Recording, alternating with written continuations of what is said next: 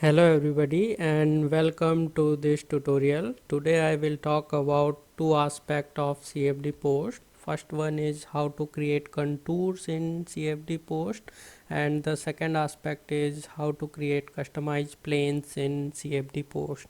So the method I am going to describe will be applicable to both 2D as well as for 3D. So let's start the tutorial.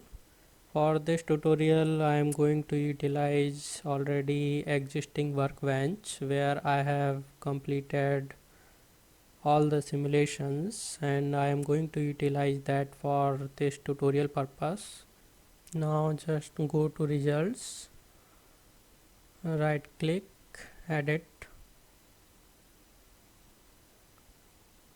and the new window will open.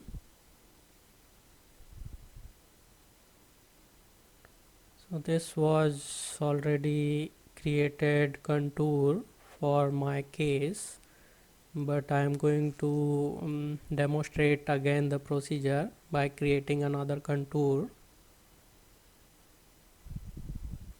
Go to contour and give it any name. You can choose any name. I am choosing pressure. Okay, it is already existing name, so I will change it slightly. Let's say pressure AA. And now you have to choose the location. So in my case I am choosing the front plane, which may be symmetry 1 or symmetry 2. For this case it can vary, or it can be different depending on the simulation cases. So now I am choosing the variable, which is pressure, and then I need to choose the range. So I can choose global, local, or user specified range. Global range is the range from minimum to maximum of your whole domain.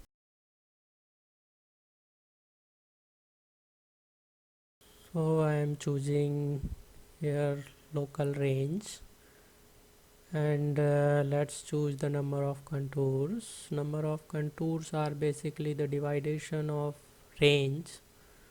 Suppose minimum is 1 and maximum is 10, so that is divided into, say, for 11 parts. So if you choose a number of contours as 11, it will be divided into 11 parts. So that is the meaning of number of contours. Just hit apply and see the variation. Since the volume fraction contour was already there, I need to disable it to see the pressure contour properly. So I will disable first contour, that was contour 1, and now you can see the variation of pressure in the selected plane.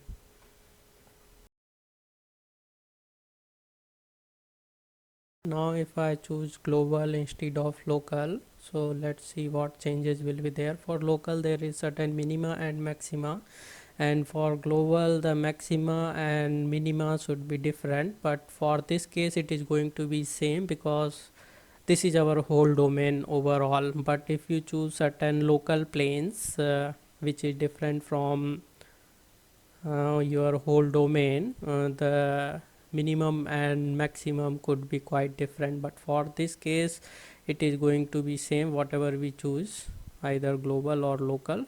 Let's create a custom plane. So go to location, go to plane, and give a particular name. So I am giving default name, but you can change it. Hit OK,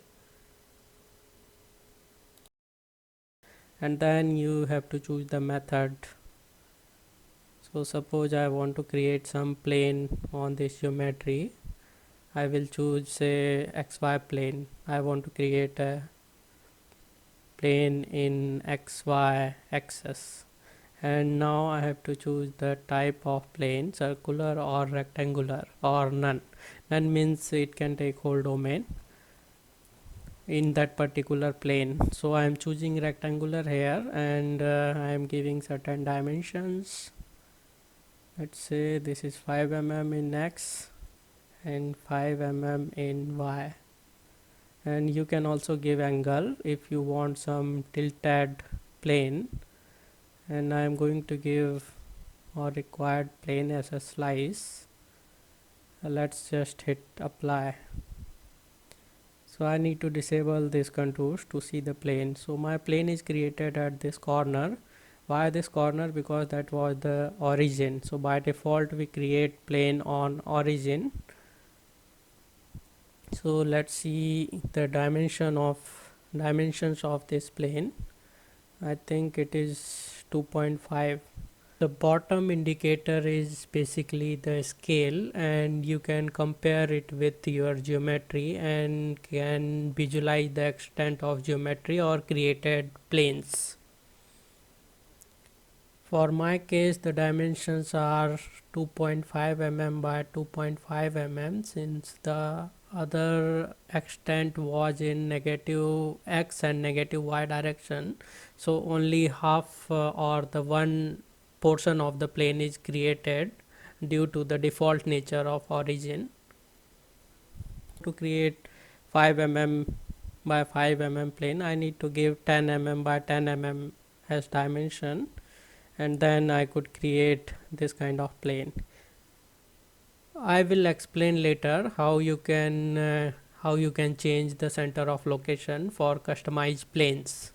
Now let's create contour on this customized plane. So just follow the same method. Go to contour, give any name, and choose the variable and range as well as location. So location.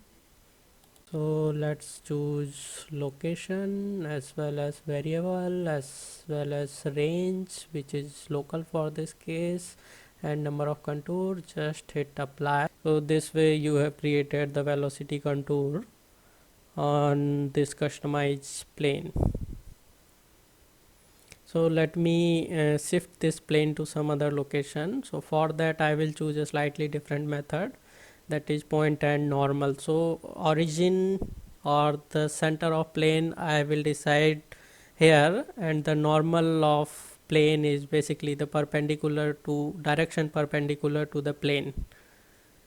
So let me choose the point and normal. So point may be say 10 mm, 10 mm and 0. So basically the 10, 10 and 0 is the center of plane, and let me define normal as 0, 0, 1, basically the perpendicular to the plane. And now I am choosing the dimension like similar to previous one, 5 mm by 5 mm. Just hit apply, and now you can see the customized plane here. And let me clarify it again. You can extend this method for 3D as well. The method is similar. You just have to create your point and normal, and you can also give the extent of plane. So suppose you want to create circular plane, you can also create it by changing the type of plane, and the method is similar. Instead of rectangular, you just have to select the circular, and that's all. If you choose none, your plane is going to be expanded in whole domain. So that is the difference between these three methods, and these are equally applicable for 3D cases, and you can create your customized plane. So I think that's all for this tutorial, and I hope that you learned something from this tutorial. So please hit the like button and subscribe to my channel, as well as you can share this tutorial with your friends or colleagues. And yeah, that's all. Bye bye.